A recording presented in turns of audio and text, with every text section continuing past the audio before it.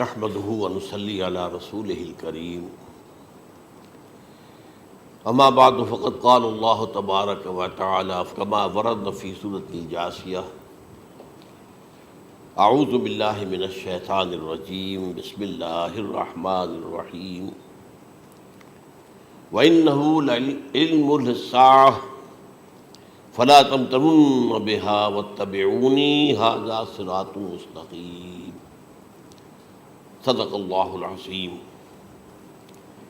رب اشرح لی صدری ویسر لی امری واحلل عقدۃ من لسانی یفقہوا قولی اللہم ربنا الہمنا رشدنا واعذنا من شرور انفسنا اللہم ارنا الحق حقا وارزقنا اتباعہ وارنا الباطل باطلا وارزقنا اجتنابہ آمین یا رب العالمین۔ قادیانیت سے متعلق ایک بحث کا آغاز ہو گیا تھا، کیونکہ ہمارے علم میں یہ آیا تھا کہ قادیانیوں نے خاص طور پر ماڈل ٹاؤن کو اپنا ایک مرکز اور اپنا اڈا بنانے کا فیصلہ کیا، اور اس کا ہمیں تجربہ بھی حاصل ہو گیا۔ کچھ نوجوان اہل سنت کے نوجوان میرے پاس آئے تھے اور انہوں نے میری توجہ اس طرح منعطف کرائی کہ یہاں پر یہ اپنی جمعے کی نماز کے لیے اوپن گراؤنڈ استعمال کر رہے ہیں اور اس میں لگا لیتے ہیں پارٹیشن وغیرہ، اور بڑی یوں سمجھیے کہ بڑی مہم کے ساتھ دونوں طرف کی سڑکیں بند کر کے، اور جو بھی لوگ مسافر ہیں انہیں بھی دعوت دیتے ہیں کہ آئیں یہاں جمعہ پڑھیں، اور بعض لوگ مغالطے میں وہاں جمعہ پڑھ لیتے ہیں۔ تو اس کے حوالے سے انہوں نے کوشش کی کہ کچھ نہ کچھ اس سلسلے میں، کیونکہ انہوں نے مجھے لا کر قانون دکھایا۔ پاکستان میں جو قانون نافذ ہے وہ یہ ہے، چاہے یہ کہ وہ نافذ نہیں ہے بالفعل، لیکن ہے، قانون کی کتاب میں تو موجود ہے کہ قادیانی اپنے کوئی جو بھی ان کے نزدیک بھی ان کے مذہبی شاعر ہیں ان کو مسلمانوں کی شکل میں برملا علی الاعلان ادا نہیں کر سکتے، کیونکہ وہ تو دھوکہ دہی بات ہو گئی کہ لوگ سمجھیں گے یہ مسلمان ہی ہیں۔ اب جب انہیں، آپ کو معلوم ہے کہ ہماری پوری جو مرکزی اسمبلی تھی، نیشنل اسمبلی، اس کے فیصلے کے تحت قرار دیا گیا بالاتفاق کہ قادیانی غیر مسلم ہے، دائرہ اسلام سے خارج ہے۔ یہ تو فیصلہ ہوا پارلیمنٹ کا اس بڑے پیمانے، بعد میں پھر ضیاء الحق صاحب کے زمانے میں یہ تو ہوا تھا، آپ کو معلوم ہے، بھٹو کے زمانے میں۔ تو ضیاء الحق صاحب کے زمانے میں اسی کی گویا کہ فردر سٹیپ کے طور پر یہ بات طے کی گئی اور قانون بنا دیا گیا کہ وہ اپنی مسجد کو مسجد نہیں کہہ سکتے اور مسجد کی صورت پر نہیں بنا سکتے کہ گزرنے والے کو یہ خیال ہو کہ یہ مسجد ہے۔ اسی طرح وہ اگر کوئی اسلامی شاعر کا ارتکاب کریں گے علی الاعلان تو بھی یہ قابل تعزیر ہے، جرم ہے۔ وہ اپنے کئی احاطوں کے اندر، اپنے گھروں کے اندر جو چاہیں کریں، لیکن کھلے میدان میں آ کر جو شاعر اسلامی بہرحال ان لوگوں نے سب کچھ اڈاپٹ تو کر رکھا ہے۔ سب سے بڑی بات تو وہ ہے کہ انہوں نے ایک جھوٹے نبی کا اقرار کیا ہے کہ وہ نبی ہے، اس نے ہمارے درمیان فصیل حائل کر دی ہے۔ اب جو اس کو مانتے ہیں ان کے نزدیک ہم کافر ہیں۔ آپ کو معلوم ہے کہ یہ میں بیان کر چکا ہوں کہ حالانکہ قائد اعظم کا کتنا بڑا احسان تھا کہ چودھری ظفر اللہ خان کو انہوں نے فارن منسٹر بنایا پاکستان کا، لیکن جب ان کا انتقال ہوا ہے قائد اعظم کا تو اس کی جنازے کی نماز میں شریک نہیں ہوا، وہ شخص موجود رہا۔ جو دوسرے ممالک کے سفراء آئے ہوئے تھے، ظاہر بات ہے وہ مسلمان تو نہیں تھے، کوئی عیسائی تھے یا کوئی اور تھے، ہندو تھے، بدھ تھے، جو بھی تھے۔ اب چونکہ قائد اعظم کا انتقال تھا ایک مملکت کے صدر کا، تو وہ لوگ سبھی موجود تھے، لیکن ظاہر ہے کہ وہ نماز میں شریک نہیں ہوئے، وہ مسلمان تو نہیں تھے۔ ان کے ساتھ کھڑا رہا یہ شخص، اس نے یہ بات، اور جب اس سے پوچھا گیا کہ تم شریک کیوں نہیں ہو تو اس نے کہا دیکھو بھائی، مجھے یا تو مسلمان سلطنت کا کافر وزیر سمجھ لو یا کافر سلطنت کا مسلمان وزیر سمجھ لو۔ میرے نزدیک یہ کافر سلطنت ہے، میں اس کا مسلمان وزیر ہوں کیونکہ میں قادیانی ہوں۔ اب تمہارے نزدیک یہ اسلامی مملکت ہے تو میں کافر ہوں، پھر میں اس کی نماز کیسے پڑھوں؟ تو بہرحال ان چیزوں کی وجہ سے جو دھوکہ دینے والا معاملہ ہو گیا، ورنہ کوئی اور لوگ ہوں یہاں پہ، ہمیں ان سے تعارض نہیں ہے۔ عیسائی بھی ہیں، اپنی تبلیغ کرتے ہیں، کوئی خلاف ان کے رد عمل نہیں ہوتا، الا یہ کہ کہیں یہ واقعہ پیش آ جائے یا کوئی یعنی خام خواہ کو شوشہ کوئی شرارتی لوگ اٹھا لیں کہ انہوں نے قرآن کی یہ جو ہے بے حرمتی کی ہے، تو یہ تو پھر تحقیق سے معلوم ہو سکتا ہے کہ واقعتاً کی تھی کہ نہیں کی تھی۔ لیکن ایک وقت میں جو اس پر تو ان کا احتجاج ہوتا ہے، لیکن یہ کہ ان کے جو ہے چرچ ہے ان کی ساری اور تبلیغ ان کی ہو رہی ہے اور بڑھ بھی رہی ہے تعداد ان کی، لیکن اس کے خلاف کوئی رد عمل تو ہمارے یہاں نہیں ہے۔ تو یہ ہے اصل میں وہ بات۔ تو اس پر جو گفتگو شروع ہوئی تھی میں آج اس کی تکمیل کرنے جا رہا ہوں۔ حضرت عیسیٰ علیہ السلام کی دوبارہ آمد کا تعلق ہے، اس کے ضمن میں قرآن مجید میں جو نص قطعی ہے وہ نص قطعی یہ ہے اِنَّهُ لَعِلْمٌ لِلسَّاعَةِ فَلَا تَمْتَرُنَّ بِهَا۔ حضرت عیسیٰ کا ذکر ہوا ہے سورہ جاثیہ میں، اور وہاں فرمایا گیا ہے کہ یہ عیسیٰ کا دوبارہ آنا قیامت کی علامت ہوگا، یعنی کہ اب قیامت بالکل قریب آ گئی ہے۔ اِنَّهُ لَعِلْمٌ لِلسَّاعَةِ، علم حاصل ہوگا ان کی دوبارہ آمد پر کہ اب قیامت جو ہے وہ سر پر آ گئی ہے۔ اچھا، اس کے ایک اور جو ہے ذرا بالواسطہ دلائل جو قرآن مجید میں آئے ہیں، ایک ان میں سے یہ ہے کہ سورہ آل عمران میں جہاں حضرت مریم کو بشارت دے رہا تھا فرشتہ کہ آپ کے ہاں ایک بیٹا ہوگا، وہ بڑی حیران تھی کہ میرے ہاں کیسے بیٹا ہو جائے گا، ماں کن تو بغیہ، میں تو کوئی بدکار عورت تو نہیں ہوں، نہ میری کوئی شادی ہوئی ہے ابھی۔ تو اس میں جو باتیں بیان کی تھی فرشتے نے، وہ جو بیٹا ہوگا اس کی کیا شان ہوگی، اس میں یہ الفاظ بھی آتے ہیں وَيُكَلِّمُ النَّاسَ فِي الْمَهْدِ وَكَهْلًا،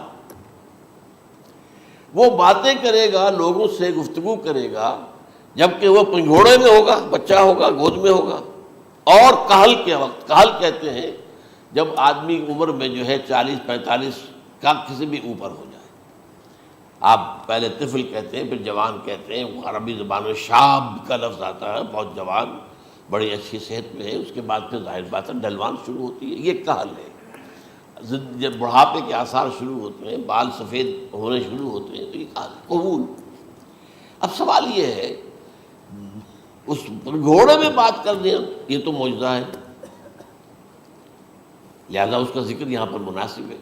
یہ بڑے ہو کر بات کرنے کی کیا ضرورت تھی کہنے کی، وہ تو سبھی کرتے ہیں انسان، یہ اسی لیے کہ معلوم ہو کہ کہولت بھی انہیں آئے گی یہاں، حالانکہ آپ کو معلوم ہے سب مانتے ہیں، عیسائی بھی مانتے ہیں، سب مانتے ہیں، 33 برس کی عمر میں انہیں اٹھا لیا گیا، اس دور میں تو کہولت آئی نہیں، اس لیے قرآن ذکر کر رہا ہے۔ اور یہ بات جو ہے دوسری مرتبہ آئی ہے یہ سورہ المائدہ میں آیت نمبر 110، وَتُكَلِّمُ النَّاسَ فِي الْمَهْدِ وَكَهْلًا، صرف یہ ضمیر کا فرق ہے، وَيُكَلِّمُ النَّاسَ فِي الْمَهْدِ وَكَهْلًا، اور وَتُكَلِّمُ النَّاسَ فِي الْمَهْدِ وَكَهْلًا، یہ ہے جب قیامت کے دن اللہ تعالیٰ حضرت عیسیٰ سے سوال کریں گے، اے عیسیٰ ابن مریم، کیا تم نے میری اجازت سے اور میری تائید سے یہ معجزے نہیں دکھائے، یہ معجزے نہیں دکھائے، میں نے تم پر یہ فضل نہیں کیا؟ اور یہ گویا کہ بالواسطہ عیسیٰ کے ماننے والوں سے خطاب ہے کہ اللہ تعالیٰ کے کتنے بڑے بڑے احسان ہوئے، اور اسی میں تم بات کرتے تھے لوگوں سے پنگھوڑے کے اندر بھی اور کہولت کی عمر میں بھی، تو یہ کہولت کی عمر کب آئی؟ حضرت عیسیٰ علیہ السلام، تو اس کے بغیر تو ممکن ہی نہیں ہے کہ وہ دوبارہ دنیا میں آئیں، پھر ان کے اوپر وہ عمر آئے اور اس عمر کے اندر بھی وہ بات کریں گے۔ تو یہ میرے نزدیک قرآن مجید کے اندر دلائل ہیں اس چیز کے کہ حضرت عیسیٰ علیہ السلام کی دوبارہ جو ہے آمد ہوگی۔ اب اس ضمن میں چاہتا ہوں کہ آج خاص طور پر جو الساعہ کی اور جو علامتیں قرآن میں آئی ہیں، یہ ضمنی مضمون ہو جائے گا، لیکن بہرحال یہ بھی ایک معلوماتی مضمون ہے کہ ایک تو یہ قیامت کی بڑی نشانیوں میں سے حضرت عیسیٰ کا دوبارہ آنا، اور کیا کیا جو ہے باتیں بیان ہوئی ہیں وہ ذرا غور سے سن لیجیے۔ پہلی بات میں نے ہلکا سا حوالہ دیا تھا، ہم تو ایک لفظ قیامت بولتے ہیں، وہ قیامت جو ہے اتنا ہمارے نزدیک جامع لفظ ہے کہ جس میں وہ بھی جو زلزلۃ الساعہ آئے گا وہ بھی ہے، پھر جو نفخ روح، نفخ ساق ہوگا وہ بھی ہے، لیکن قرآن مجید سے معلوم ہوتا ہے کہ یہ الساعہ ہے، وہ گھڑی جس دن کے یہاں قیامت برپا ہوگی، زلزلہ آئے گا، شدید ترین حالات آئیں گے، فوری طور پر تمام انسان مر نہیں جائیں گے۔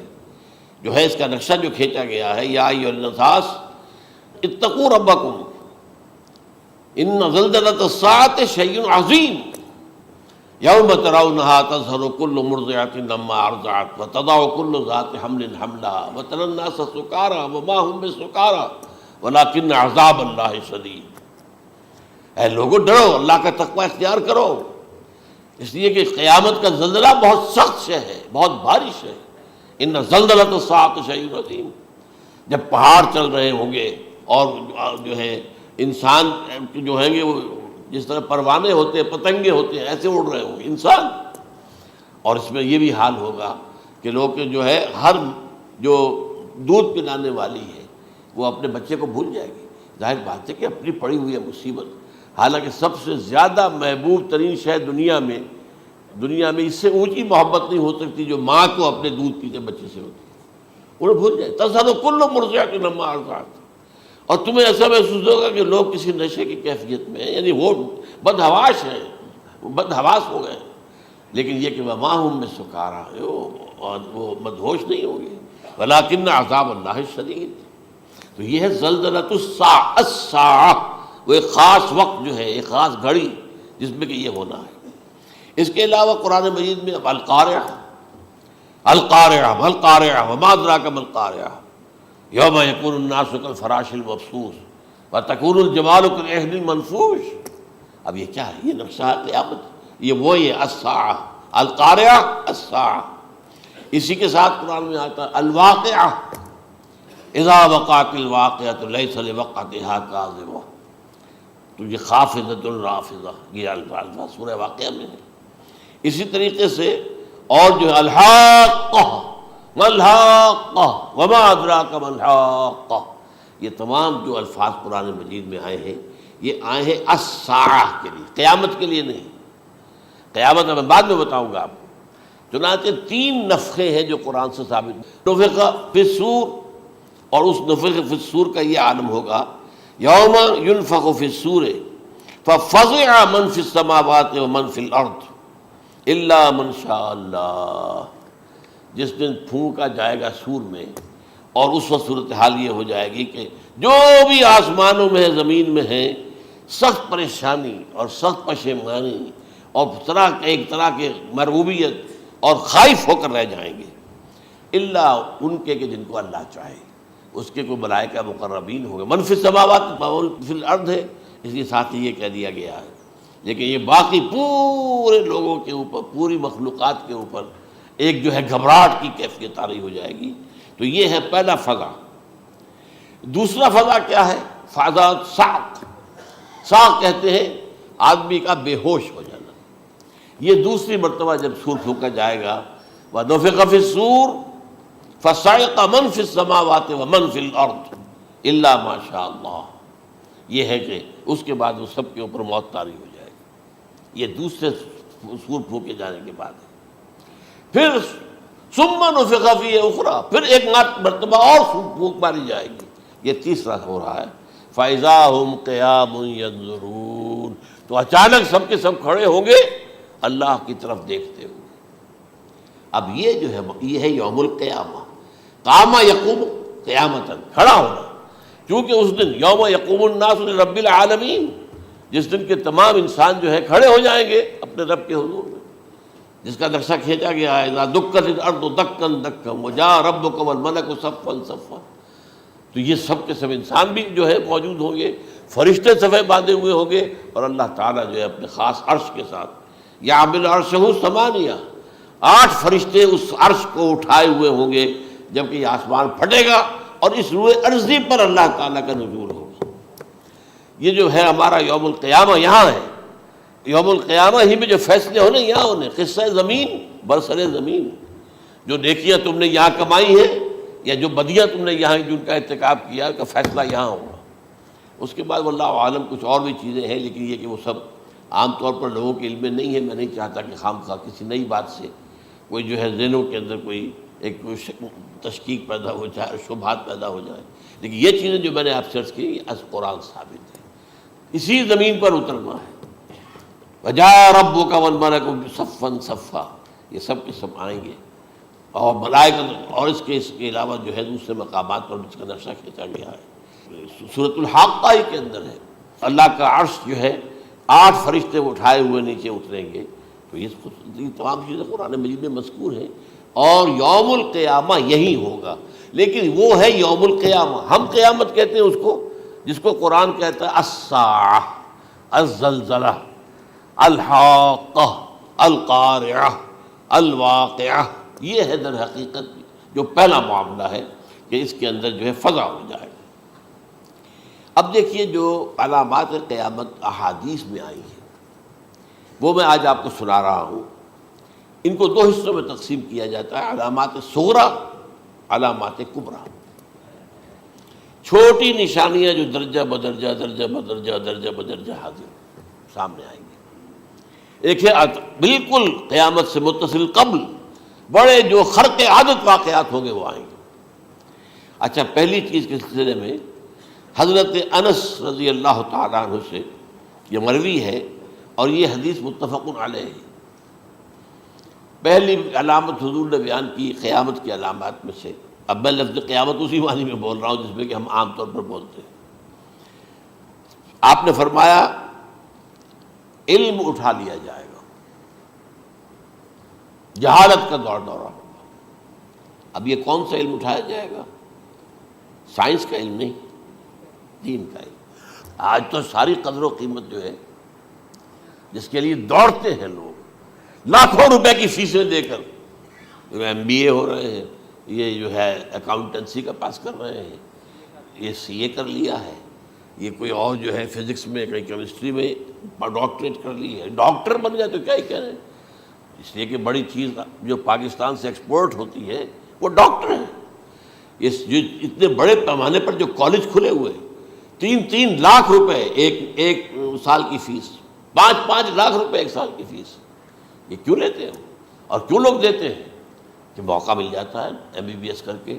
امریکہ کے اندر بھی ڈیمانڈ ہے، ان کے ہاں ڈاکٹر جو ہیں جتنے ہونے چاہیے نہیں ہے، لہذا اور بھی بہت سی جگہوں پر ڈیمانڈ ہے۔ تو جس چیز کی مارکیٹ میں ڈیمانڈ ہے وہ علم ہے۔ آج علم کمپیوٹر کا علم ہے یہ، حالانکہ ان میں سے کسی کے اوپر لفظ علم کا اطلاق میرے نزدیک غلط ہے، جہالت ہے۔ علم وہ ہے جو ذہن کو جلا دے، جو سوچ کو جلا دے، روشنی پیدا کرے، دماغی روشنی، وسعت دے، انسان کے فکر کو وسعت دے، اس کے ذہنی جو ہے جو افق ہے اس کو وسیع کرے۔ علم تو وہ ہے جو حقیقت کے کیا علم بھی اس سے عطا فرمائے۔ قرآن ہے، حدیث ہے، باقی اور چیزیں جو اس سلسلے میں آ سکتی ہیں وہ ہے کہ جو قرآن اور حدیث کی سمجھنے میں مومن ہوں اور زیادہ جو ہے اس کے تک فہم کو آسان کر دیں۔ لیکن یہ کہ فرمایا علم اٹھا لیا جائے گا، جہالت کو فروغ ہوگا، ظاہر بات ہے ایک ہی بات ہوئی ہے۔ دوسرے نمبر پہ یہ کہ جہالت کو فروغ ہوگا۔ نمبر 3 زنا کثرت سے ہوگا۔ نمبر 4 شراب نوشی عام ہو جائے گی۔ نمبر 5 عورتوں کی تعداد بہت زیادہ ہو جائے گی، مردوں کی تعداد کم ہو جائے گی، یہاں تک کہ 50 عورتوں کا خیر خبر کرنے والا، کوئی نگرانی کرنے والا، وہ ایک مرد۔ اچھا، یہ تو ہے ایک حدیث جو میں نے آپ کو بیان کر دی، متفق علیہ، یہ بخاری اور مسلم دونوں میں ہے۔ دوسری حدیث بخاری کی ہے، اس کو حضرت ابو ہریرہ رضی اللہ تعالیٰ عنہ نے روایت فرمایا ہے، قیامت آئے گی جب امانت ضائع ہو جائے گی۔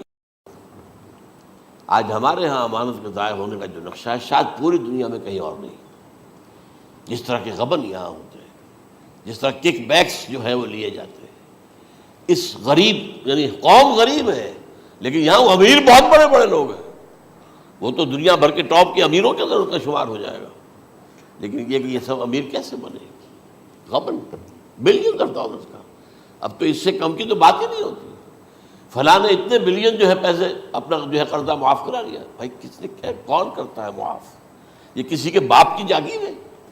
یہ پیسہ بینک کے اندر حکومت کا ہے کہ حکومت کو اختیار ہو کے وہ رائٹ آف کر دے ان کے جو ہے ان کی جائیدادیں کرو ضبط۔ لیکن ہوتا کیا ہے، بینک آفیسر بے ایمان ہے، وہ کہتا تھا 1 کروڑ کا قرضہ لے جاؤ، 10 لاکھ مجھے دے جاؤ، چاہے تم میرے پاس کوئی ڈاکومنٹ جو ہے ایسے نہیں دے سکتے، حالانکہ ہونا چاہیے کہ اتنا بڑا قرضہ لے رہے ہو تو ڈاکومنٹس یہاں پر ہمارے سامنے لاؤ کہ اگر تم نہ دے سکو تو ہم ان ڈاکومنٹس کے ذریعے سے تمہاری جائیداد، تمہاری کوئی جاگیر، تمہاری کوئی اور چیز اس کو قبضہ کریں۔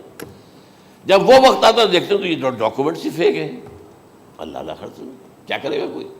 بینک کا باپ بھی واپس نہیں لے سکتا۔ اور یہ سب کس کی بے ایمانی ہے؟ وہ جو بیٹھا ہوا بینک مینیجر، سارا سودا اس کے ماں باپ ہوتا ہے کہ 1 کروڑ ہے نا، 10 لاکھ مجھے دو، 90 تم لے جاؤ، باقی یہ کہ ٹھیک ہے میں تمہارے جو ڈاکومنٹس تم پیش کر رہے اس میں کوئی اعتراض نہیں کرتا، بس جاؤ۔ اور نمبر 2، حکومت نااہلوں کے سپرد ہو جائے گی۔ یہ ہے امام بخاری کی روایت کردہ روایت جو حضرت ابو ہریرہ سے۔ مسلم شریف میں ابو ہریرہ رضی اللہ تعالیٰ عنہ سے ایک اور روایت ہے، مال عام ہو جائے گا یہاں تک کہ زکوٰۃ قبول کرنے والا کوئی نہ ہوگا۔ یہ بات وہ ہے جو آج سعودی عرب اور UAE کے اندر آپ کثرت سے دیکھ سکتے ہیں۔ دولت جو ہے وہ ریل پیل، ابھی تھوڑا سا آیا ہے معاملہ خاص طور پر دبئی میں، کیونکہ وہاں بہت زیادہ کنسٹرکشن ہو رہی تھی، تو پوری دنیا میں آپ کو معلوم ہے کہ جو ریئل اسٹیٹ کہلاتا ہے اس کا حال بہت پتلا ہے، لیکن وہاں کے دولت ریل پیل ہے ہر جگہ پر۔ اور سب سے اہم متفق علیہ روایت، متفق علیہ کیا، وہ تو حضرت عمر سے بھی مروی ہے، ابن عمر سے بھی مروی ہے، ابن عباس سے بھی مروی ہے، ابو ہریرہ سے بھی مروی ہے، عبداللہ ابن مسعود سے بھی مروی ہے رضی اللہ تعالیٰ عنہ اجمعین۔ اور یہ وہ حدیث ہے جسے کہا جائے حدیث جبرائیل، جسے ام السنہ بھی کہا گیا۔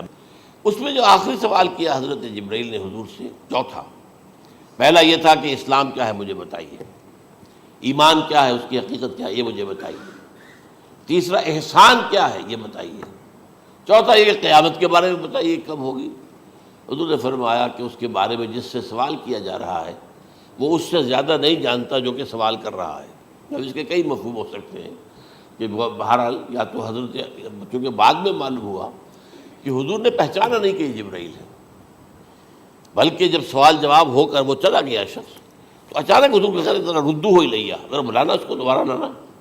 اب جو دیکھا کہ یہ وجود ہی نہیں اس کا، آسمان نے اس کو اچک لیا، زمین نے نگل لیا، کیا ہوا ہے؟ پھر آپ نے او یہ جبرائیل تھے جو تمہیں تمہارا دین سکھانے آئے تھے جبکہ تم سوال نہیں کر رہے ہو۔ یہ بڑے بیسک کوسچن تھے، اس لیے کہ دنیا کے ہمارا نظام اسلام پر ہے، ایمان پر نہیں ہے، اس لیے کہ ایمان کو ویریفائی کر ہی نہیں سکتے۔ کیسے پتہ ہوگا اس میں ایمان ہے یا نہیں ہے؟ کوئی آلہ نہیں ہے، کوئی الیکٹروکارڈیوگرام ابھی تک ایسا نہیں ہے، کوئی جو ہے اور جو طریقے چل رہے ہیں وہ تو ان کے ذریعے سے یہ تو نہیں معلوم ہو سکتا ایمان ہے کہ نہیں۔ لہذا یہاں کا سارا نظام اسلام پر ہے، شہادت اللہ الہ الا اللہ وان محمد رسول اللہ، پھر ایک نظام بنا دیا، وإقام الصلاۃ وإیتاء الزکوٰۃ وصوم رمضان وحج البیت۔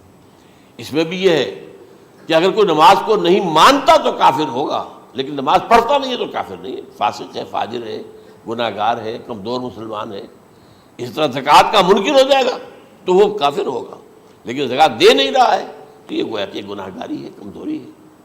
تو اس حوالے سے نوٹ کر دیجئے کہ یہاں کا دنیا کا سارا اسلامی نظام اور سارا کانسٹیٹیوشنل اور لیگل سسٹم جو ہے اسلام کا وہ اقرار باللسان پر ہے، ایمان ہے وہ کہ جس کی بنیاد پر وہاں فیصلے ہوں گے۔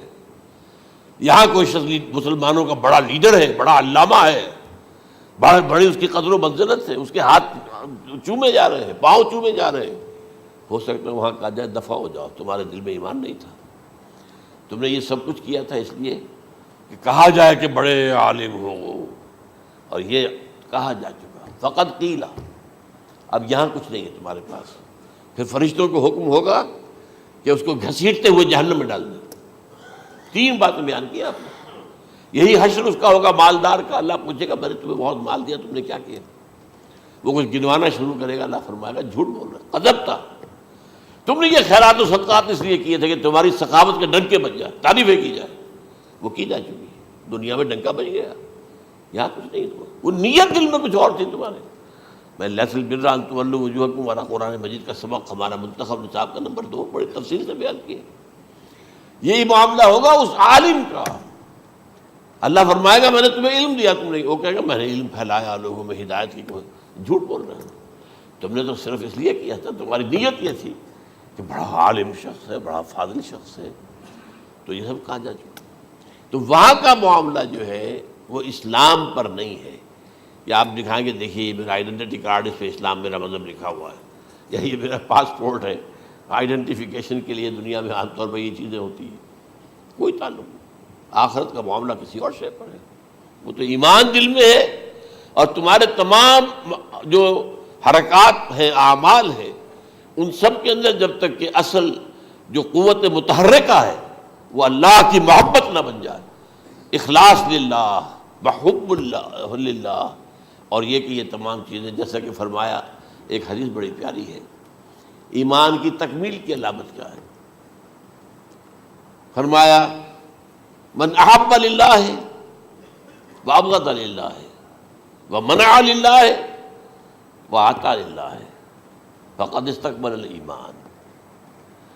جس شخص کے نے محبت جس سے بھی کی، اللہ کے لیے کی، اپنے مفادات کے لیے نہیں، رشتہ داری کی بنیاد پر نہیں. محبت اوپر ہو جائے، رشتہ دار کا حق ہے دو، بیوی کے حقوق ہیں دو، لیکن محبت یہ اللہ کے لیے ہو کہ فلاں شخص سے مجھے محبت اللہ کے لیے. اور اگر نفرت رکھی تو اللہ کی وجہ سے رکھی، اس لیے رکھی کہ وہ اللہ کے دین سے دور ہے، وہ اللہ کے راستے پر نہیں آ رہا ہے، وہ فسق و فجور کی جو ہے زندگی کو آ رہا ہے. اس میں بھی یہ ہے کہ یہ نہیں ہے تعلق قطع کر لو، تعلق قطع کرو گے تو تبلیغ اور اصلاح کا موقع کہاں رہے گا، لیکن دلی محبت نہیں ہوگی اس میں.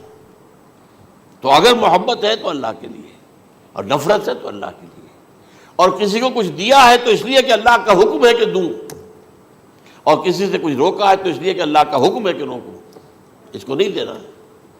فقد استکمل الایمان، تو اس شخص نے ایمان کی تکمیل کر لی. یہ ہے اصل جو ڈیسائیڈنگ فیکٹر ہے، وہ یہ ہے. اور اس ایمان کی پہلی علامت کیا ہے؟ کیسے معلوم ہو میرے اندر ایمان ہے؟ پہلی علامت سب سے کم تر درجے کا ایمان، اس میں فرمایا گیا اذا اساءت کا سیئۃ وحسنت کا حسنۃ فانت مومن. اگر کوئی اچھا کام کر کے خوشی ہو اور کوئی برا کام ہو جائے تو ملامت ہو، یہ کیا کر بیٹھا، یہ میں نے کیا کیا ہے، یہ مجھے نہیں کرنا چاہیے تھا. یہ اگر احساس ہے نیکی اور بدی کا تو تمہارے اندر ایمان ہے. یہ ایمان ہے ادنیٰ درجے کا، اور وہ ایمان من احب للہ ہے وابغض للہ ہے واعطى للہ ہے ومنع للہ فقد استکمل الایمان.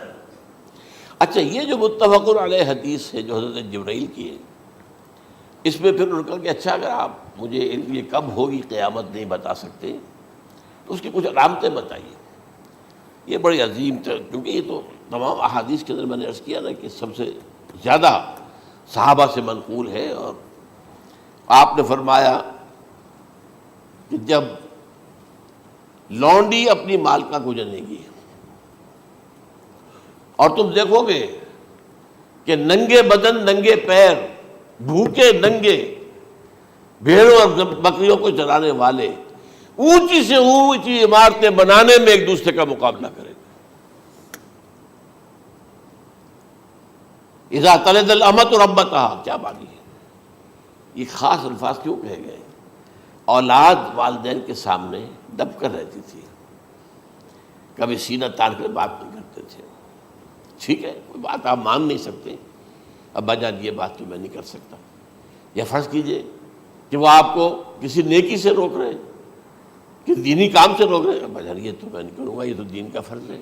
یہ کہیں آپ، اور ڈٹ کر کہیں اور جمیں اس پر، لیکن یہ کہ کوئی سرکشی کا انداز نہ ہو. ایسا نہ ہو کہ اپنے جناب سینے کو تان کر کے کھڑے ہو جائے، میں نہیں کروں گا، یہ نہیں، یہ غلط ہو جائے. اچھا، اولاد میں بیٹی جو ہوتی تھی وہ زیادہ سبارڈینیٹ، سبمسو، بات ماننے والی، کہیں بھی سر اونچا نہ کرنے والی. اور آخری دور میں کیا ہوگا؟ بیٹیوں سے مائیں ڈریں گی، انہیں ٹوک نہیں سکتی کسی بات پر، پتہ نہیں کیا بک دے گے، کیا بکواس کر دے. یہ تو ہمارے ہاں ہو گیا ہے، باہر کیا ہے وہ تو آپ یہ بھی نہیں پوچھ سکتے. آپ کی 13 برس کی لڑکی آئی ہے رات کو 1 بجے، نہیں پوچھ سکتے کہاں رہی ہو، یہ رات کہاں گزاری، پوچھ ہی نہیں سکتے. یہ پوچھنا بھی جرم ہے. اپنے چھوٹے بچے کو آپ نے ایک تھپڑ مار دیا، تہذیب ہے، سکھانا ہے، غلط کام کیا ہے، اس کی سرزنش ہو رہی ہے، فوراً وہ اگر ایک فون کر دے گا پولیس آئے گی، بچے کو لے جائے گی، اسے لا کر کہیں اور جو ہے ڈپازٹ کرے گی، اور آپ پر مقدمہ چلے گا، آپ کو اس کی سزا بھگتنی ہوگی. ظاہر بات ہے کہ پھر وہاں سرکشی کا کیا عالم ہوگا. پھر اولاد کہاں سر جھکائے گی، کس درجے میں جھکائے گی؟ اس کی تربیت عثمانی میں ہوئی نہیں. تو ان تلد الامۃ ربتہا، گویا کہ بیٹی کے نزدیک ماں جو ہے وہ ایسی ہو جائے گی جیسے لونڈی. گویا کہ لونڈی نے ایک اپنی مالکہ کو جنم دیا ہے، بیٹی مالکہ بن جائے گی اور ماں جو ہے لونڈی بن جائے گی، اور دولت کی ریل پیل کا ابھرتا دکان، یہ جو بھوکے ننگے اور مفلس، کیا حال تھا 100 برس پہلے، انہیں کھانے کو کچھ نہیں ملتا تھا۔ یہ مشرقی ساحل پر تھے، یہ سوائے یہ کہ مچھلیاں پکڑ لی، اللہ اللہ خیر اللہ وہ کھا لی، یا کہیں ان کو بیچ دیا، کوئی بنڈی لگ گئی، بنڈی لگ جاتی تھی وہاں، اور کیا تھا۔ اور مغربی ساحل پہ کیا ہوتا تھا، ساری ان کی معیشت حج کے گرد گھومتی تھی، حاجی آئے ہیں، خریداریاں کر رہے ہیں، اور آپ کو معلوم ہے پوری دنیا سے مال پہلے بھی پہنچتا تھا وہاں، آپ کو جو ہے ہر ملک کے ہر کونے کا پھل وہاں مل جائے گا آج بھی۔ اور وہاں پر یہ ہے کہ سب سے بڑی بدوؤں کے لیے سب سے بڑی بات کیا تھی، قربانی کا گوشت، اسے وہ سکھاتے تھے، سخت چمڑے کر کے کھاتے تھے، یہ ان کا حل تھا۔ آج جا کر دیکھیے نئے شہر بن رہے ہیں، امریکنز کو کانٹریکٹ دیے جا رہے ہیں، بالکل ماڈرن شہر بنا دو، ایک ایبسلیوٹلی ماڈرن شہر جو ہے، وہ جو مشرقی ساحل کے اوپر جو پہلے سے آرام کو سٹی ہے، امریکن سٹی ہو، اس کے اندر کوئی سعودی بھی داخل نہیں ہو سکتا سوائے جس کے پاس اس سٹی کی طرف سے لائسنس نہ ہو، اور اس کی چار دیواری کے اندر، چار دیواری کیا فصیل کے اندر کہی ہے، جو چاہو کرو، کوئی تم پر پابندی نہیں، ننگے نہاؤ، تالاب ہے نہا رہے، ننگی عورتیں ننگی مردیں نہا رہے، کوئی پوچھنے والا نہیں۔ اب اسی قسم کا ایک سٹی آباد ہونا جا رہا ہے مغربی ساحل پر، جدہ اور ینبوع کے درمیان، اور اس میں اصل میں جتنی بھی دولت ہے جو پیٹرول کی ہے، وہ وہیں پر رکھ لی جاتی ہے امریکہ کے اندر، تاکہ امریکہ جو ہے ایسے ایسے پروجیکٹ بنا کر جب تمہیں دے گا تو اس میں سے پیسے دے گا، وہ نہیں ملتی ان کو واپس۔ بہرحال یہ تو ایک میں نے ایک جگہ آپ سے ذکر بھی کیا تھا، دی کنفیشنز آف این اکنامک ہٹ مین، وہ کنفیشنز کی بات جو ہے، اگر آپ میں سے کسی کو دلچسپی ہو تو اسے پڑھیں کہ کس طریقے سے 1973 کے آئل امبارگو کے بعد جو شاہ فیصل شہید کے زمانے میں ہوا تھا، پھر جس طریقے سے امریکہ نے ان تمام ممالک کو جکڑ لیا ہے، اس کا پورا جو پروسیس کیا تھا وہ سامنے آتا ہے۔ بہرحال اس کے بعد آتا ہے علامات کبریٰ کا ذکر، بڑی علامتیں جو کہ بالکل خرق عادت کے انداز میں ہوگی، جن کا معاملہ جو ہے وہ آپ کے ناپ تول میں نہیں آ سکتا، آپ کی کیمسٹری فزکس اس کا جو ہے وہ نہیں کر سکتی، ادراک ہوگا یہ قیامت کی۔ ان میں نمبر 1 کیا ہے، ایک بہت بڑا دھواں آئے گا، پوری دنیا کو لپیٹے گا۔ نمبر 2 دجال کا ظہور ہوگا، جو اپنی خدائی کا دعویٰ لے کر آئے گا اور بنوائے گا، اس کے ہاتھ میں ہو جائیں گے، قبضے میں ہو جائیں گے سارے ذرائع پیداوار کے، اس کی طرف بھی پہلا قدم اٹھ چکا ہو، ٹرپس کے نام سے معاہدہ ہو چکا ہے، کوئی ملک اپنا بیج پیدا نہیں کر سکتا ہو، یہ بیج ہم نے ڈیولپ کیے ہیں، ان کے ڈیولپمنٹ سے پہلے تم ایک ایکڑ سے کتنی گندم لیتے تھے، آج کتنی لے رہے ہو، کس بنا پر؟ جینیٹکس کا جو کام ہم نے کیا ہے اس کی بنا پر ہو رہا، ہاں تو ہمارا حق ہے، اس کی رائلٹی ہمارے پاس آنی چاہیے، لہذا صرف ان اداروں سے، ملٹی نیشنل سے خریدا جائے گا بیج، اور بیج بھی وہ دیں گے وہ کہ جس سے جو فصل اگے گی وہ بیج نہیں لا سکتی، وہ بیج کا کام نہیں کر سکتی۔ جیسے آپ کو معلوم ہے کہ آپ کے ہاں جو گوشت کھایا جاتا ہے مرغے کا، تو مرغا وہ جو ہے اس میں مرغا ہو یا مرغی ہو، اس کے اندر کوئی وہ کیفیت ہی نہیں ہے، ان کے انڈے جو ہے ان سے آپ بچے حاصل نہیں کر سکتے، ہے تو انڈا، دیکھنے کو تو انڈا ہے، لیکن وہ بنڈا جو ہے اس سے بچہ تو نہیں حاصل کر سکتے۔ ایسے ہی وہ گندم کا بیج دیں گے، نظر آئے گی گندم، لیکن اس کے اندر وہ صلاحیت نہیں ہے کہ اس سے جو فصل اگے گی اس کا نتیجہ جو ہے وہ بھی آپ لے سکیں، یہ ہونا ہے، اللہ جانے، قدم اٹھ رہے ہیں ادھر۔ پھر یہ ہے کہ دابۃ الارض، زمین سے ایک حیوان نمودار ہوگا، زمین شق ہوگی۔ ابھی میں کہہ رہا ہوں خرق عادت ہے، یہ چیزیں وہ نہیں ہیں جو ہماری کسی حساب کتاب میں جو باتیں پہلے آئی ہیں وہ تو حساب کتاب میں آ رہی ہیں، ساری سمجھ میں آ رہی ہیں، ساری چیزیں مشاہدہ ان کا ہو رہا ہے، لیکن یہ ہے کہ دابۃ الارض، یہ کہتے ہیں کہ کوہ صفا، اس میں تو نہیں ہے حدیث میں، کوہ صفا پھٹے گا اور اس میں سے ایک حیوان دابہ وہ ظاہر ہوگا، تو اسی لیے فرمایا ہے وَإِذَا وَقَعَ الْقَوْلُ عَلَيْهِمْ أَخْرَجْنَا لَهُمْ دَابَّةً مِّنَ الْأَرْضِ تُكَلِّمُهُمْ، تو ہم اندر سے پیٹ کے چیر کر زمین کے پیٹ کو ایک حیوان کو برآمد کریں گے جو انسانوں سے بات کرے گا، گفتگو کرے گا۔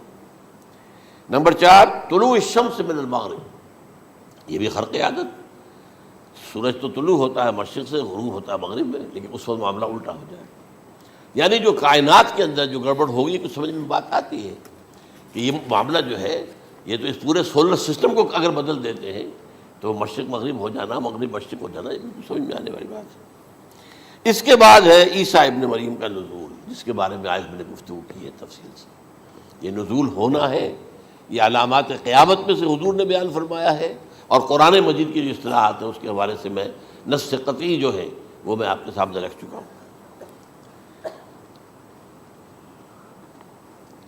پھر یاجوج ماجوج کا ایک معاملہ ہے، یہ میں ابھی اس وقت زیادہ اس پر بات نہیں کر سکتا۔ حضرت عیسیٰ علیہ السلام کے نزول کے بعد 2 کام ہوں گے،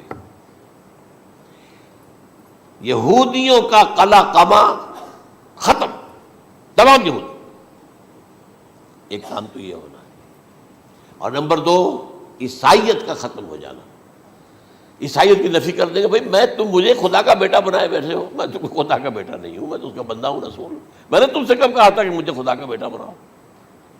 نمبر 2 یہ کہ وہ خنزیر کو قتل کر دیں گے، یعنی یہ تم نے خنزیر کب سے کھانا شروع کر دیا، میں تو تم کو نکاح اجازت دے کر گیا تھا، یہ تو شریعت موسوی میں حرام تھا، اور میں کہہ کر گیا تھا کہ یہی شریعت تم پر لاگو رہے گی، ہاؤ کم تم نے کیسے یہ؟ آج بھی بہت سے رومن کیتھولکس جو ہے وہ سور نہیں کھاتے، وہ اس میں ہے ان کے اندر کچھ نہ کچھ بعض جو ہے جو حضرت عیسیٰ کی تعلیمات کا کچھ اثر ان کے ہاں ہے۔ میں تو ایک مرتبہ، یہ 1971 کی بات ہے، 4-5 دن کے لیے برسلز میں رکا تھا، اس لیے کہ وہاں مجھے ایک صاحب نے خط لکھا تھا کہ وہاں ایک نوجوان ہے، ابھی اس میں ایمان لایا ہے، اور اس کے کچھ مسائل ہیں، ہم کوشش کر رہے ہیں ان کے مسائل حل کریں، آپ بھی جا رہے ہیں۔ میں انگلینڈ جا رہا تھا تو واپسی پر آپ ان کے یہاں چند دن ٹھہرے، میں حیران ہوا، ویسے اس نے مجھے اپنے گھر ٹھہرایا نہیں، اس لیے کہ ماں باپ تو اس کے کرسچن تھے، اور پولیس کا چیف آفیسر اس کا باپ تھا، چیف آف پولیس فورس۔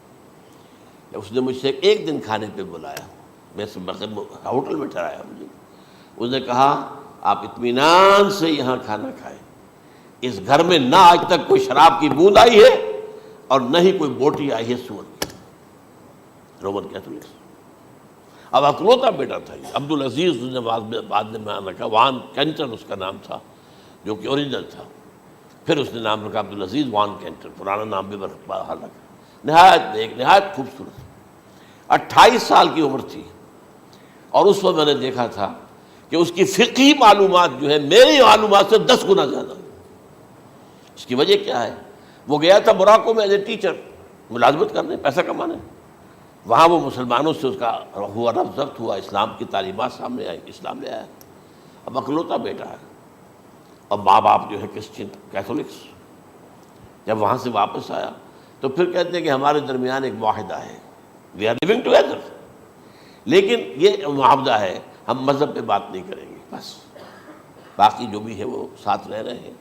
لیکن میں حیران ہوا، مجھے معلوم نہیں تھا۔ اچھا، اس کے بعد اس نے جب اسلام کا فیصلہ کیا تو اس کے سامنے سوال آیا کون سی فقہ اختیار کروں، تو اس نے بڑی جو ہے تھورو اسٹڈی کی ہے تمام فقہوں کی، کمپیریٹو اسٹڈی، ان کو کرنے کے بعد پھر فائنل فیصلہ اس کا یہ تھا کہ حنبلی فقہ میں اختیار کروں گا۔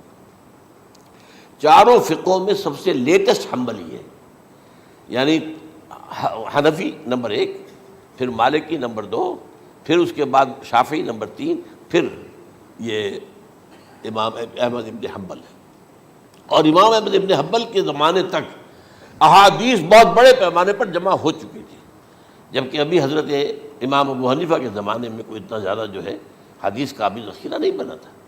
اسی پر تو لوگ حیران ہوتے ہیں کہ زیادہ حدیث امام ابو حنیفہ کے علم میں نہیں تھی، لیکن بجال ہے کہ ان کا کوئی فتویٰ جو ہے کتاب و حدیث کے، کتاب اور سنت کے خلاف ہو، اگرچہ انہوں نے صاف کہا کہ اگر تم پاؤ کوئی ایسی سچی حدیث، پختہ حدیث جو میری کسی رائے کے خلاف ہو تو میری رائے کو دیوار پر دے مارنا اور اس صحیح حدیث کی پیروی کرنا۔ لیکن ویسے اس کے بعد یہ کمال یہ ہے کہ بہت ہی کوئی شاذ معاملہ ہے کہ جس میں ان کا کوئی فتویٰ وہ کتاب و سنت کے منافی ہو یا سنت کے منافی ہو۔ کتاب پہ تو سوال پیدا نہیں ہوتا، کتاب تو ساری ان کے سامنے موجود تھی۔ اس کے بعد یہ ہے کہ یاجوج ماجوج، اصل میں بتا رہا تھا آپ کو کہ جب عیسائیت بھی ختم ہو گئی یہود ویسے ختم ہو گئے، استیصال ہو گیا، جڑ کٹ گئی. اب عیسائیت گویا کہ اسلام میں ضم ہو گئی. عیسائیت مذہب ختم، یہودی خود ختم. اب یہ طاقت کتنی ہو جائے گی؟ تقریباً 2/3 دنیا آ گئی. تمام اب عیسائی 2 ارب کے قریب ہیں، 1 ارب 90 کروڑ ہوں گے، یا مسلمان بھی 1 کروڑ 50-60 لاکھ ہیں. دونوں کو جوڑ لیجیے کتنے ہو گئے؟ 6 ارب کل آبادی ہے. لیکن اس کے بعد آتا ہے یاجوج ماجوج کا خروج. یہ یاجوج ماجوج میرے نزدیک چائنا اور رشیا ہے. ان کی مجموعی طاقت اتنی ہوگی، اور یہ اس طرح آئیں گے ہر اونچائی پر سے اترتے ہوئے، پھسلتے ہوئے. جیسے 1962 میں جب وار ہوئی تھی بٹوین چائنا اینڈ انڈیا 1962 میں، تو وہ اس وقت کا نقشہ جو آج بھی اخبارات میں پڑھتا تھا تو یاد، waves after waves of Chinese soldiers were coming down the slopes of Himalayas. یہ تو وہ ہے نا جن کی تعداد کا کوئی حساب نہیں ہے. اور رشیا اور یہ مل کر جو ہے، میرا اندازہ یہ ہے کہ جب پہلے ملحمۃ العظمیٰ ہوگی وہ عیسائیوں اور مسلمانوں کے درمیان، اس وقت یہ دونوں پاورز نیوٹرل رہیں گی. لیکن غالباً یہ بات طے کر لیں گی کہ ویپنز آف ورلڈ جو ہے ماس ڈسٹرکشن، یہ استعمال مت کرنا. اگر یہ ویپنز آف ماس ڈسٹرکشن استعمال کرو گے تو ہم میدان میں آ جائیں گے. اس میں وہ جنگ جب ہو چکے گی، پھر حضرت عیسیٰ کو فتح حاصل ہو جائے گی، اور پھر یہ کہ یہودیت ختم ہو جائے گی، عیسائیت بطور مذہب ختم ہو کر اسلام میں ضم ہو جائے گا. پھر وہ 40 برس کا عہد حکومت ہے حضرت عیسیٰ علیہ السلام. لیکن جب یہ فتح ہو جائے گی ان پر، اب یاجوج ماجوج آئیں گے، اور اتنی تعداد میں آئیں گے کہ بحیرہ طبریہ جو ہے اس کا سارا پانی پی جائیں گے. یہ تو اگر آپ کو کبھی اندازہ ہو یا کوئی آپ جانیں ان لوگوں کو جو ان چینیوں سے واقف ہیں، وہ کہتے ہیں زمین پر ہلتی ہوئی کوئی چیزوں سے وہ چھوڑی چھوڑ کے کھا جائیں گے. جہاں وہ جاتے ہیں ایز اے لیبرر، وہاں کے جو سارے کتے ہیں ختم، ساری بلیاں ختم، ہر شے، وہ جو سانپ کھاتے ہیں، ہر چیز کھاتے ہیں. اور یہ تمام ایسٹرن کنٹریز کے اندر ہوتا ہے. بڑی ڈیلیشس ڈشز ہیں یہ سانپ وغیرہ وغیرہ. اور یہ جس طرح کھا جائے، پانی پی جائے، ایک قطرہ نہیں رہے گا اس پر. تو پھر جو ہے اللہ تعالیٰ اس وقت جو ہے اس میں ایک ایسی بیماری پیدا کرے گا، یہ سب مر جائے. یہ معجزے سے ہوگا. یعنی ان کے اوپر فتح جو ہے وہ عام لڑائی کے ذریعے سے نہیں ہوگی، بلکہ اس کے اوپر فتح جو ہوگی وہ اللہ تعالیٰ سے ہوگی. ایک بیماری پیدا ہوگی، سب مر جائیں گے. اور اس کے بعد اللہ تعالیٰ ایسے پرندے بھیجے گا بڑی لمبی لمبی گردنوں والے، وہ ان سب کو کھا جائیں گے. جیسے ہمارے ہاں گدھ ہوتے ہیں، وہ ان کو صاف کر دیں گے. ورنہ تو یہ ہے کہ پوری دنیا کے اندر جو بدبو اور جو پیدا ہوتا معاملہ اس سے، تو اس نوع انسانی کی بقا ممکن نہیں تھی. ان کے خاتمے کے بعد پھر یہ ہوگا کہ حکومت اسلامی جو ہے پوری دنیا میں حضرت مسیح علیہ السلام کی ہوگی. 45 برس وہ رہیں گے. اسی میں وہ کہلن بھی آ جائے گا، وہ فی المہد و کہلن جو میں نے شروع میں بیان کیا تھا. اسی میں پھر یہ ہے کہ وہ شادی بھی کریں گے، ان کی اولاد بھی ہوگی، اور پھر ان کا انتقال ہوگا تو حضرت حضور صلی اللہ علیہ وسلم کے حجرے میں، وہیں پر جہاں حضور اور ابو بکر اور عمر رضی اللہ تعالیٰ عنہم دفن ہیں، وہیں پہ ان کو دفن کیا جائے گا. اور قیامت کے دن حضور فرماتے ہیں کہ میں اور یہ تینوں ساتھ نکلیں گے. تو یہ ہے حالات و واقعات. بہرحال اس میں یہ ہے کہ یہ نوٹ کر لیجئے کہ جہاں تک ہمارے ہاں آج کل کا معاملہ ہے، میرے نزدیک میں یہ کہنے پر مجبور ہوں، جو رفع و نزول مسیح کو نہیں مانتا وہ کم سے کم منکر حدیث ضرور ہے. میں اس سے کم کا فتویٰ نہیں دے سکتا. اب یہ ہے کہ جو لوگ مہدی کو نہیں مانتے ان کا معاملہ میں مختلف سمجھتا ہوں. چند منٹ لے رہا ہوں آپ کے، اور اس لیے کہ ان کی حدیثیں صحیحین میں نہیں ہیں، بخاری مسلم میں نہیں. اور یہ کہ بہرحال ان کا معاملہ جو ہے وہ ایسا نہیں ہے حضرت عیسیٰ کا. حضرت عیسیٰ کے آنے کا جو کچھ ہوگا وہ تو میں نے آپ کے سامنے بیان کر دیا. لیکن یہ ہے کہ حضرت مہدی ہمارے نزدیک اس میں خرق عادت کوئی ہے ہی نہیں. جیسے ہر صدی کے مجدد ہوتے ہیں، آخری صدی کے مجدد وہ ہوں گے، اور میرے نزدیک یہی آخری صدی ہے، اور اسی میں حضرت مہدی کا ظہور ہو جانا. سعودی عرب میں کوئی خانہ جنگی ہوگی کسی بادشاہ کے انتقال پر، اور پھر اس وقت یہ ظاہر ہوں گے. اس وقت ملک کے حالات کو سنبھالنے کے لیے لوگ ان کو زبردستی نکالیں گے، چھپے ہوئے ہوں گے ایک گھر میں. یہ حضرت ام سلمہ رضی اللہ تعالی عنہ کی روایت ہے کہ ایک بادشاہ کے انتقال پر یہ خانہ جنگی ہو جائے گی اور ایک شخص مدینے سے بھاگ کر مکے میں چھپ جائے گا. یہ تو ہے ان کے الفاظ، میں توجیہ کر رہا ہوں. یہ لوگ ان کی طرف دیکھ رہے ہوں گے کہ یہ جو وقت آیا ہے فتنے کا ہماری قوم پر، ہمارے ملک پر، تو ان کی شخصیت ایسی ہے کہ یہ بیچ میں آئیں، صلح صفائی کرائیں، اور وہ جو ہے اس ذمہ داری سے بچ کر بھاگیں گے اور جا کر مکے میں چھپ جائیں گے. پھر لوگ انہیں تلاش کر کے نکالیں گے اور زبردستی ان کے ہاتھ پر بیعت کریں گے، ورنہ وہ اتنے بڑے منصب کو. اور پھر یہ بھی ہے، ایک حدیث میں آتا ہے یصلحوا فی لیلۃ واحدہ، ایک رات میں ان کی مکمل اصلاح کر دیں گے. یعنی اگر کوئی تھوڑا بہت نقص اور عیب کوئی ہوا بھی، کوئی کمی کوتاہی ہوئی بھی، تو اللہ تعالیٰ ایک رات میں اصلاح کروا دیں گے. لیکن ہمارے نزدیک اس کے اندر کوئی خرق عادت ہے ہی نہیں. البتہ جو کہتے ہیں اہل تشیع، وہ خرق عادت ہے کہ ان کے 12ویں امام جو ہے وہ بچپن ہی کے اندر اس خوف سے کہ جو بنو عباس بادشاہ ہیں وہ ان کو قتل کر دیں گے، تو وہ ایک غار میں چھپا دیے گئے. اب وہ 1200 برس سے اس غار کے اندر چھپے ہوئے، اور اس کے بعد وہ ظاہر ہوگی، وہ امام مہدی ہوں گے. اس میں خرق عادت ہے، لیکن میں یہ کہتا ہوں کہ محض خرق عادت کی بنیاد پر ہم اس کی نفی نہیں کریں گے. کیوں؟ کیا ہم یہ نہیں مانتے کہ اصحاب کہف 300 برس تک سوئے رہے؟ یہ کیا عام بات ہے؟ حضرت عزیر علیہ السلام، اللہ نے انہیں موت دی، موت، اور 100 برس کے بعد زندہ کر کے اٹھا لیا. تو خرق عادت حضرت عیسیٰ کو ہم اتنا بڑا خرق عادت مانتے ہیں کہ اٹھا کر آسمان پر، تیسرے آسمان کے اوپر ہیں، موجود ہیں، اب بھی ہیں. شب معراج میں تیسرے آسمان پر حضور کی ملاقات ان سے ہوئی. تو یہ خرق عادت کی بنیاد پر نفی نہیں ہم کرتے. ہو سکتا ہے، لیکن یہ کہ اس کے لیے ہمارے پاس کوئی دلیل نہیں، کوئی احادیث نہیں، کچھ نہیں، اس لیے ہم اس کو نہیں مانتے. البتہ خود وجود جو ہے حضرت مہدی کا، وہ کوئی عجیب بات نہیں ہے. وہ تو جیسے پہلے بھی آئے ہیں ہمارے مجددین، ایسے مجدد ہوں گے اور دین کو تازہ کر دیں گے. ایک صحیح اسلامی ریاست جو ہے وہ عرب میں قائم ہو جائے گی دوبارہ. حضور نے فرمایا وہ عدل اور انصاف سے عرب کو اسی طرح بھر دے گا جیسے کہ وہ اس سے پہلے ظلم اور جور اور زیادتیوں کے سے بھری ہوئی ہوگی. تو یہ کام ہوگا، یہ تو مجدد کا کام ہوتا ہی ہے اس حوالے سے. لیکن بہرحال میں نے پھر بھی کہا کہ اگر احادیث کی کمزوری کی وجہ سے کہ صحیح عین میں نہیں ہے، اگر کوئی شخص انکار کرے تو مجھے کوئی اعتراض نہیں ہے، ٹھیک ہے.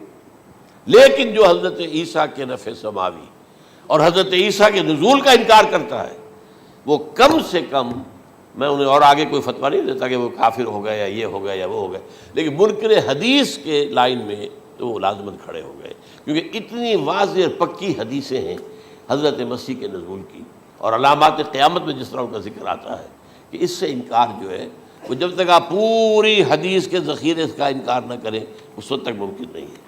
اقول قولی ھذا واستغفر اللہ لی ولکم ولسائر المسلمین والمسلمات.